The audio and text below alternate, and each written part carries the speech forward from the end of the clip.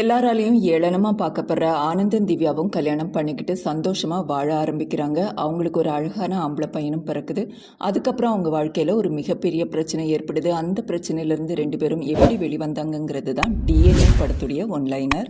வரதராஜன்கிற computer architect நாள் முழுக்க வேலை பார்த்துட்டு டயர்டா கொட்டுற மழையில காரை ஓட்டிட்டு போறாரு. அந்த ரோட்ல ஸ்ட்ரீட் லைட் எதுவும் கிடையாது. கார் திடீர்னு ஒரு பைக் மேல மோத அந்த பைக்ல டிராவல் பண்ணிட்டு இருந்த ஹஸ்பண்ட் ஒய்ஃப் அந்த இடத்துல இறந்து போயிடுவாங்க.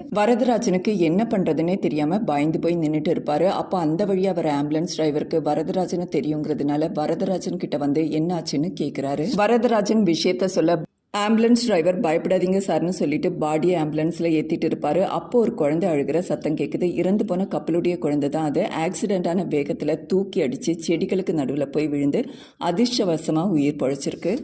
ஆம்புலன்ஸ் டிரைவர் டெட் பாடியோடையும் அந்த குழந்தையோடையும் ஹாஸ்பிட்டலுக்கு வராரு. கூட வரதராஜனும் வருவார். வரதராஜன் கிட்ட போலீஸ் வந்தால் நீங்கள் எதுவும் வாயை திறக்காதீங்க, எல்லாத்தையும் நான் பார்த்துக்கிறேன்னு சொல்வார். அதுக்கப்புறம் போலீஸ் கிட்ட hit and run case sir, பள்ளிக்கரணையில் பேஷண்ட்டை ட்ராப் பண்ணிட்டு வரும்போது பார்த்தேன், சரி காப்பாற்றலான்னு சொல்லிட்டு ஆம்புலன்ஸில் தூக்கி போட்டுட்டு வந்துட்டு ஆனால் இங்கே வரதுக்குள்ளே இறந்து போயிட்டதா சொல்கிறாரு. போலீஸ் அந்த ஸ்பாட்டில் யாரையாவது பார்த்தீங்களான்னு கேட்க யாரையுமே பார்க்கல சார், நல்ல மழை பெஞ்சிட்டு இருந்தது, ஒரே இருட்டு, அதனால எதுவும் சரியா தெரியலேன்னு சொல்வார். அதுக்கப்புறம் போலீஸ் கிளம்பிடுவாங்க. இப்போ அந்த ஹாஸ்பிட்டலில் ஒரு லேடிக்கு குழந்தை பிறக்குது. அந்த குழந்தை இறந்தே பிறக்கிறதுனால துக்கம் தாங்க முடியாமல் அந்த லேடியுடைய ஹஸ்பண்ட் பயங்கரமாக அழுதுட்டு இருப்பார். அதை பார்த்து ஃபீல் பண்ணுற வரதராஜன் தூக்கிட்டு வந்த குழந்தைய அவங்க கிட்ட கொடுத்துடலான்னு சொல்கிறாரு. போலீஸ்க்கு அந்த குழந்தைய பற்றி தெரியாததுனால ஆம்புலன்ஸ் டிரைவரும் சரின்னு சொல்லிடுவார். அடுத்ததாக ப்ரெசென்ட்டில் நடக்கிற இன்சிடெண்ட்டை காட்டுறாங்க. படத்துடைய ஹீரோவான ஆனந்த் காதல் தோல்வியால் எப்போவுமே தண்ணி அடிச்சுக்கிட்டு ட்ரக்ஸையும் யூஸ் பண்ணிட்டு சுற்றிட்டு இருப்பார். அவருடைய அப்பா ஒரு ப்ரொஃபஸர், வைஸ் சான்சலர் போஸ்ட்டுக்காக வெயிட் பண்ணிட்டு இருப்பார். அவருடைய தம்பியும் நல்ல வேலையில தான் இருப்பாங்க. ஆனந்துடைய பிஹேவியர் அவங்க அப்பாவுக்கு சுத்தமா பிடிக்காததுனால அப்படி ஒரு பையன் இருக்கிறதே மறந்துட்டு அவருடைய தம்பிக்கு கல்யாண வேலைகளை பார்த்துட்டு இருப்பாரு. ஆனா பொண்ணு வீடு மாப்பிள்ளை வீடை பார்க்க வந்திருக்கும் போது ஆனந்த் குடிச்சிட்டு வந்து கலாட்டா பண்ண பொண்ணுடைய அப்பா முதல்ல உங்க பெரிய பையனை சரி பண்ணுங்க, அதுக்கப்புறம் கல்யாணம் வச்சுக்கலாம்னு சொல்லிட்டு கிளம்பிடுவாரு. அவ்வளவு நாள் ஆனந்துக்கு சப்போர்ட்டா இருந்த ஆனந்துடைய ஃப்ரெண்ட்ஸுங்களுக்கு இதை பார்த்து பயங்கரமா கோவம் வந்துடும். உன்னை விட்டுட்டு போன பொண்ணை நினைச்சிட்டு உன் குடும்பத்துக்கு இவ்வளோ கஷ்டத்தை கொடுக்குறியேன்னு திட்டுவாங்க. இப்பதான் ஆனந்த் ஒரு விஷயத்த சொல்றாரு. ஆனந்த் காதலிச்ச பொண்ணு பேரண்ட்ஸ் ஃபோர்ஸ் பண்ணதுனால வேறொரு ஆளை கல்யாணம் பண்ணிக்கிட்டாங்க. ஆனால் அந்த பொண்ணை ரொம்பவே கொடுமைப்படுத்த ஆரம்பிச்சிருக்காரு. அதனால ஆனந்த் கிட்ட பேசணும்னு சொல்லி அடிக்கடி மெசேஜ் பண்ணிட்டு இருந்தாங்க. ஆனந்த் போதையில் இருக்கிறதுனால அந்த மெசேஜ் எதுவுமே கவனிக்கல. ஒரு கட்டத்தில் அந்த பொண்ணு சூசைட் பண்ணி இறந்தும் போயிடுச்சு. அடுத்ததாக படத்துடைய ஹீரோயினான திவ்யாவை காட்டுறாங்க. அவங்க பார்டர்லைன் பர்சனாலிட்டி டிஸார்டரால் அஃபெக்ட் ஆகிருப்பாங்க. அதனால் கொஞ்சம் குழந்தைத்தனமாக பிஹேவ் பண்ணுவாங்க. அதனாலேயே பொண்ணு பார்க்க வரவங்க எல்லாம் பைத்தியம்னு சொல்லிட்டு தலை தெறிக்க ஓடி போயிடுவாங்க. தம் பொண்ணுக்கு எப்படியாவது ஒரு கல்யாணம் நடந்துடாதான்னு அவங்க பேரண்ட்ஸ் தவிச்சிட்டு இருக்காங்க. அடுத்ததாக ஒரு பாட்டி பை நிறைய பலகாரங்களோட முறுக்கு விற்கிற மாதிரி ஒரு கவர்மெண்ட் ஹாஸ்பிட்டலுக்குள்ளே நுழையிறத காட்டுறாங்க. ஜன்னல் வழியாக ஒரு பிறந்த குழந்தையை திருடிட்டு அந்த குழந்தைக்கு சிரப் கொடுத்து மயக்கமடைய செய்துட்டு அந்த பைக்குள்ளே வச்சுட்டு ஒன்றும் நடக்காத மாதிரி மெதுவாக நடந்து வெளியே வந்துடுவாங்க. திவ்யா குடும்பத்துக்கு ஒரு தெரிஞ்ச ஃப்ரெண்ட் மூலமாக ஆனந்துடைய சம்பந்தம் வர ஆனந்த் குடும்பம் திவ்யாவை பொண்ணு பார்க்க வராங்க. திவ்யாவுக்கு ஆனந்தை பார்த்ததுமே பிடிச்சு போயிருக்கும். ஆனந்த் இப்போ குணமானாலும் காதலி நினைப்பிலேயே இருக்கிறதுனால பிரம்ம பிடிச்ச மாதிரி உட்கார்ந்துட்டு இருப்பாரு. ஆனந்துடைய அப்பா பொண்ணுக்கு மென்டல் இஷ்யூ இருந்தாலும் பரவாயில்ல, எவனை கிட்டிக்க யார் வர போகிறாங்கிற நினைப்பிலேயே பொண்ணை பிடிச்சிருக்குன்னு சொல்லிடுவார். மேரேஜும் ஃபிக்ஸ் ஆகிடும். ஆனால் ரிசப்ஷனுக்கு முந்தின நாள் திவ்யாவுடைய ரிலேட்டிவ்ஸ் எல்லாம் பொண்ணு பைத்தியம்னு மறைச்சி வச்சு கல்யாணம் ஃபிக்ஸ் பண்ணியிருக்காங்க போல இருக்கு. பையன் ரொம்ப நல்லா இருக்கான், எப்படி கல்யாணத்துக்கு சம்மதிச்சிருப்பான், இப்படியெல்லாம் பேசிகிட்டு இருப்பாங்க. இதை ஆனந்துடைய ஃப்ரெண்ட்ஸுங்க கேட்டுடுவாங்க. அவங்க நேராக ஆனந்துடைய அப்பா கிட்ட வந்துட்டு, அப்பா இந்த கல்யாணம் வேண்டாப்பா, நிறுத்திடுங்க, அந்த பொண்ணு பைத்தியம் போல இருக்கு, அந்த பொண்ணுடைய பிஹேவியர் கூட ஒரு மாதிரி இருக்குன்னு சொல்ல ஆனந்துடைய அப்பா எல்லாம் எனக்கு தெரியும், நீ உன் வேலையை பாருன்னு சொல்லிடுவாரு. அப்பந்தான் ஆனந்துடைய ஃப்ரெண்ட்ஸுங்களுக்கு புரியுது அவங்க அப்பாவுக்கு ஏற்கனவே எல்லா விஷயமும் தெரியும்னு. இதெல்லாம் கேட்டுட்டு இருக்கிற திவ்யாவுடைய ரிலேட்டிவ்ஸ் உங்கள் பையன் மட்டும் ரொம்ப யோக்கியமாக ட்ரக்ஸ் யூஸ் பண்ணிட்டு இருந்தவன் தானேன்னு கண்ணா பின்னான்னு பேச ஆரம்பிக்க 2 குடும்பத்துக்கு நடுவில் சண்டை நடக்குது. இதெல்லாம் பார்க்குற ஆனந்த் எனக்கு திவ்யாவை பிடிச்சிருக்கு, திவ்யா எப்படி இருந்தாலும் பரவாயில்ல, நான் அவளை தான் கல்யாணம் பண்ணிப்பேன், நான் அவள் கூட சந்தோஷமாக வாழ்வேங்கிற நம்பிக்கை எனக்கு இருக்குன்னு உறுதியாக சொல்லிடுறாரு. அதுக்கப்புறம் அவங்க கல்யாணமும் நடக்குது. 2 பேரும் சந்தோஷமாக வாழ ஆரம்பிக்கிறாங்க. அதுக்கப்புறம் திவ்யா ப்ரெக்னென்ட் ஆகுறாங்க. திவ்யாவுக்கு குழந்தை தன்னை மாதிரி பிறந்துடுமோன்னு ஒரு பயம் இருந்துக்கிட்டே இருக்கும். அதனால ஆனந்த்கிட்ட நம்ம குழந்தைய நீ நல்லா பார்த்துப்பியா, எப்படி இருந்தாலும் பார்த்துப்பியான்னு கேட்பாங்க. ஆனந்த் நம்ம குழந்தை நல்லா தான் பிறப்பா, நல்லா பார்த்துக்கலாம்னு சொல்வார். திவ்யாவை டெலிவரிக்காக ஒரு கவர்மெண்ட் ஹாஸ்பிட்டலில் அட்மிட் பண்ணுறாங்க. அங்கே திவ்யாவுக்கு அழகான ஒரு ஆம்பளை பையன் பிறக்கிறான். குழந்தையுடைய முகத்தை அம்மா கிட்ட காட்டிட்டு க்ளீன் பண்ணிட்டு ரிலேட்டிவ்ஸ்கிட்டையும் காட்டுறாங்க. அதுக்கப்புறம் இங்குபேஷனில் வைக்கிறதுக்காக எடுத்துகிட்டு போயிடுவாங்க. அதுக்கப்புறம் கொஞ்சம் நேரம் கழித்து பால் கொடுக்கறதுக்காக குழந்தைய திவ்யா கிட்டே எடுத்துகிட்டு வருவாங்க. ஆசையாக குழந்தைய கையில் வாங்குற திவ்யா குழந்தையுடைய முகத்தை பார்த்ததும் இது ஏன் குழந்தை கிடையாது, ஏன் குழந்தை எங்கேன்னு பயங்கரமாக கத்த ஆரம்பிக்கிறாங்க. ஆரம்பிக்கிறாங்க. யாராலையுமே திவ்யாவை கண்ட்ரோல் பண்ணவே முடியாது. சீஃப் டாக்டர் கூட வந்து எல்லா ரெக்கார்ட்ஸும் கரெக்டாக இருக்குமா, யாராலையும் குழந்தைய இங்கே மாற்ற முடியாதுன்னு சொன்னாலும் திவ்யா அதை கேட்குறதா இல்லை. திரும்ப திரும்ப இது ஏன் குழந்தை கிடையாதுன்னு சொல்லிகிட்டே இருப்பாங்க. அதுக்கப்புறம் சீஃப் டாக்டர் ஆனந்தியும் அவங்க அம்மாவையும் கூப்பிட்டுட்டு சில சமயம் டெலிவரிக்கு அப்புறம் இப்படியெல்லாம் நடக்கும், கொஞ்ச நாளில் சரியாக போயிடும்னு சொல்லுவாங்க. அப்போ திவ்யாவுடைய அம்மா அவங்களுக்கு ஏற்கனவே மென்டல் இஷ்யூ இருந்ததுன்னு சொல்ல அதனால தான் இப்படியெல்லாம் பிஹேவ் பண்ணுறாங்கன்னு உறுதியாக சொல்லிடுவாங்க. ஆனால் ஆனந்த் மட்டும் திவ்யாவை நம்புவார். திவ்யா சொல்கிறதுல கண்டிப்பாக ஏதாவது விஷயம் இருக்கும்னு நினச்சிக்கிட்டு நேராக போலீஸ் ஸ்டேஷன் போய் கம்ப்ளைண்ட் கொடுக்குறாரு. போலீஸ் ஹாஸ்பிட்டலுக்கு போய் விசாரிக்கிறாங்க. சீஃப் டாக்டர் இங்கே தப்பு நடக்கிறதுக்கு வாய்ப்பே இல்லை, எல்லாமே டிஜிட்டலைஸ்டுன்னு சொல்கிறாங்க. சிசிடிவி ஃபுட்டேஜும் கரெக்டாக இருக்குது, எங்கேயுமே குழந்தை மிஸ் ஆகிறதுக்கான வாய்ப்பே இல்லை. அதுக்கப்புறம் ஆனந்த் குழந்தை கண்டிப்பாக கிடைக்கும்னு திவ்யாவை சமாதானப்படுத்தி வீட்டுக்கு கூட்டிகிட்டு போயிட்டு டிஎன்ஏ டெஸ்ட்டுக்கும் ஏற்பாடு பண்ணுறாரு. கவர்மெண்ட்டில் பண்ணுறதுக்கு லேட் ஆகுங்கிறதுனால ப்ரைவேட் ஏஜென்சி மூலமாக டிஎன்ஏ டெஸ்ட் பண்ணி பார்ப்பாங்க. டெஸ்ட் ரிப்போர்ட் வந்ததும் திவ்யா சொன்னது கரெக்ட் தான், அது அவங்க குழந்தை இல்லைன்னு தெரிய வருது. அந்த ரிப்போர்ட்டை வச்சு கேஸை ஃபைல் பண்ணுறாங்க. கோர்ட்டில் கவர்மெண்ட் அப்ரூவ்டு ஏஜென்சியில் டிஎன்ஏ டெஸ்ட் பண்ணி பார்த்ததுனால அந்த ரிப்போர்ட்டை அக்செப்ட் பண்ணுறாங்க. ஹாஸ்பிட்டல் விசாரணைக்கு ஒத்துழைப்பு கொடுக்கணும்னு ஆர்டர் கொடுக்குறாங்க. திரும்பவும் ஹாஸ்பிட்டலில் விசாரணை ஆரம்பிக்கிறாங்க. அங்கே தப்பு நடந்ததுக்கான எந்த எவிடன்ஸும் கிடைக்கல. சிசிடிவி ஃபுட்டேஜ்லேருந்து அத்தனையும் பக்காவாக இருக்குது. அது மட்டும் இல்லாமல் அங்கே எல்லாமே டிஜிட்டலைஸ்டு, உடனுக்குடனே கம்ப்யூட்டரில் ஏற்றிடுவாங்க. குழந்தை கடத்தல் மாதிரியான விஷயங்கள்லாம் ஜெயிலிருந்து பிளான் போடுவாங்கங்கிறதுனால சப் இன்ஸ்பெக்டர் ஆனந்த் கூட ஜெயிலில் போய் ஒரு கைதியை மீட் பண்ணி இதை பற்றி ஏதாவது தெரியுமான்னு விசாரிக்கிறாரு. ஆனால் அங்கேயும் எந்த லீடும் கிடைக்கல. அடுத்ததாக குழந்தைங்களை கடத்திட்டு வந்து சிக்னலில் பிச்சை எடுக்க வைக்கிற ஒரு கஷாப்பு கடைக்காரரையும் விசாரிக்கிறாரு. ஆனால் அவர்கிட்ட இருக்கிற குழந்தைங்க எல்லாமே 2 வயசுக்கு மேலே உள்ள குழந்தைங்க தான், கை குழந்தைங்க எதுவுமே அங்கே இல்லை. திரும்பவும் சப் இன்ஸ்பெக்டர் அந்த ஹாஸ்பிட்டலுக்கு போய் ஒவ்வொருத்தங்களையாக விசாரிச்சுட்டு இருப்பார். ஆனந்த் கவர்மெண்ட் ஹாஸ்பிட்டலில் போய் விசாரிச்சுட்டு இருப்பார். அப்போ அந்த குழந்தையை கடத்துகிற பாட்டி ஆனந்த் பக்கத்தில் வந்து உட்காந்து அவர்கிட்ட தண்ணியை கேட்டு வாங்கி குடிப்பாங்க. அதுக்கப்புறம் அவங்க எழுந்திருக்க ஆனந்த் அவங்க பையை தூக்கி அவங்க கிட்ட கொடுக்குறாரு. பாட்டியும் சிரிச்சுக்கிட்டே பையை வாங்கி நடந்து போவாங்க. அப்போ தான் ஆனந்துக்கு ஒரு விஷயம் ஸ்ட்ரைக் ஆகுது, பேக்குடைய வெயிட் ரொம்ப ஜாஸ்தியாக இருக்குன்னு.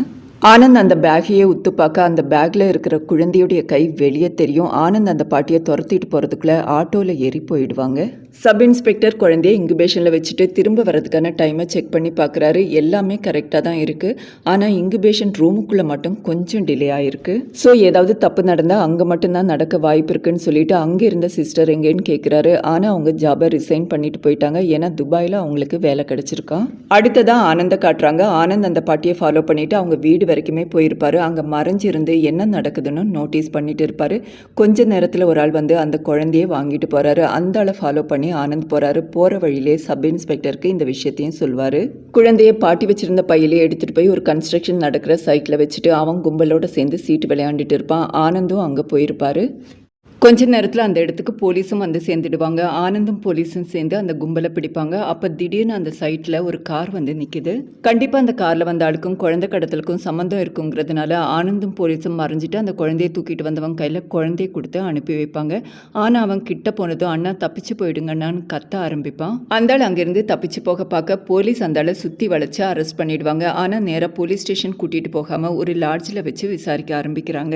அதே மாதிரி அந்த இன்குபேஷன் ரூமில் இருந்த சிஸ்டரையும் கூட்டிகிட்டு வந்து விசாரிப்பாங்க. அவங்க எனக்கு எதுவுமே தெரியாது, நான் ஜாபை ரிசைன் பண்ணுறதுக்கு நோட்டீஸை முன்னாடியே கொடுத்துருந்தேன்னு சொல்லுவாங்க. திடீர்னு ஒரு லேடி அங்கே வந்து நிற்கிறாங்க. அவங்க அச்சு அசலாக அந்த சிஸ்டர் மாதிரியே இருப்பாங்க.